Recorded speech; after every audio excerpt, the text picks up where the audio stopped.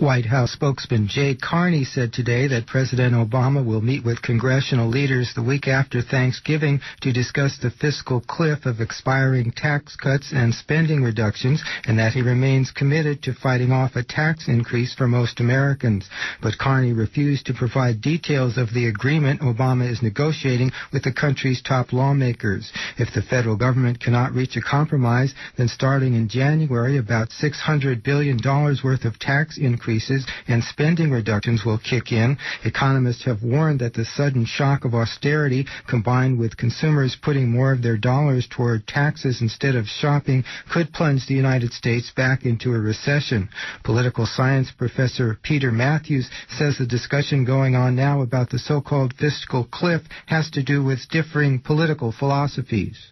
Well, I think it's a discussion that's based on a philosophical principle. That is, what is fair taxation, also who will pay the bills, who will pay and who will benefit in the capitalist system. And what you got here is the top 1% have just taken 70% of the new income generated in the last 10 years or so, and it's just outrageous. So what the president is saying is it's time that the wealthy paid a little bit more in taxes. I think that he should go up even more on higher incomes. That may be the final compromise date. Obama may agree to just raise tax on incomes over $500,000 rather than $250,000, and then maybe raise the rates even higher than what he's proposing now, because right now he's proposing the same rate that Clinton had at 39.6% from 35% on the wealthiest.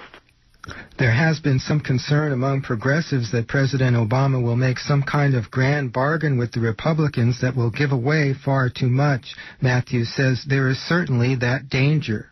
I would certainly try to remind the president what he promised, what he ran on back in 2008. The writing on his platform in 2008 was pretty progressive. He talked about not only bringing back the higher rates on the wealthy, but he talked about closing corporate loopholes and bringing in $1 trillion for investment, public investment. And that is in the L.A. Times. I have the article still from 2008. I share it with my students, so they can see what was promised. And then he backed down, of course, when the Republicans said, no, we're not going to let you have this. And he said, okay, well, 2 more years we'll keep the tax cuts on the wealthiest people. But now I want to eliminate those tax increases on the middle class, under $250,000 a year, and reimpose them on those making over $250,000 a year. And Republicans are just talking. I heard that when they came out of the White House yesterday after the first meeting, Mitch McConnell was sticking to the same points he made before, that he only wants to cut spending. Mathews suggests that the president and Democrats in general should take seriously the fact that 60% of the U.S. population believes that the very rich should be taxed more than they are. France today